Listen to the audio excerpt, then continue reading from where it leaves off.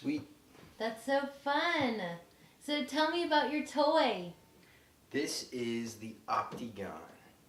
And if you can zoom in, you can see it's Optigan number 93, which is pretty rad.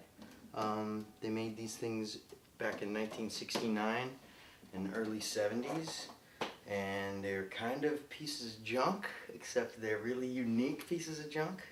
And they read basically these light discs that are kind of like records, but it's read with light, and hence its name, the Optigan, the optic organ, Optigan.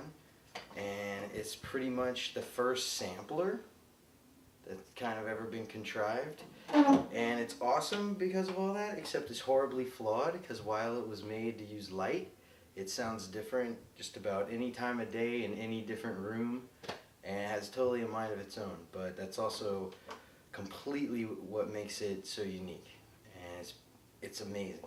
On my birthday this year, I got access to like 20 of the 40 CDs ever made, and recorded them, basically every single one of them, out onto my digital recording machine.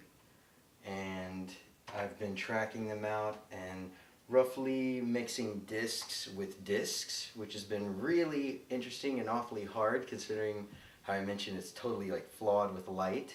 But I've been beat matching as best I can, which has been awesome. And my next assignment now that I've got this kind of done, is to go back and multi-track with other things on top of it, like auxiliary, external, other musicians and singers and whatnot. Each disc is innately, you'd say, a song, but it leaves the power up to the person behind it to coordinate and compose that song. Can you give us an example? Totally. Thank you.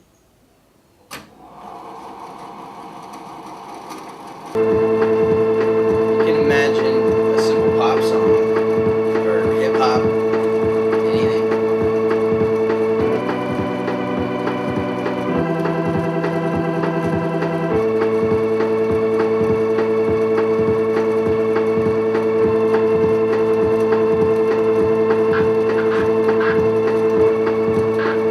The tempo and the light and the tone are all this like really ugly romantic triangle because they're all tied together. So if you're asking if you want to affect something, we can kind of affect the tempo, and you'll hear it plays it slower, the tones are a little richer because of it, but it doesn't also have as much sharpness.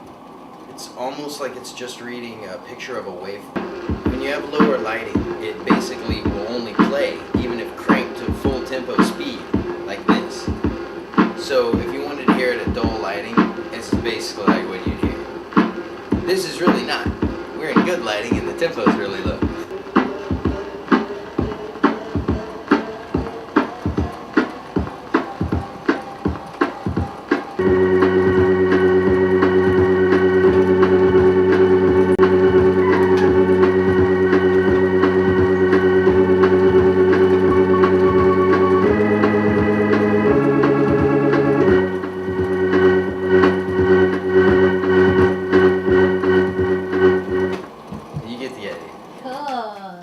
You're supposed to play along, and we would all sing, and it's like very much like bring the party to the home.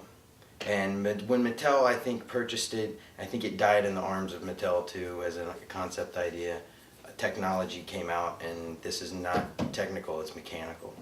But it was ideal because people would play this, hypothetically, and everybody would sing, and we'd party, and it was great, and we could put in different discs to sing and party to. And I don't know that it worked, but it makes for a really amazing tool right now.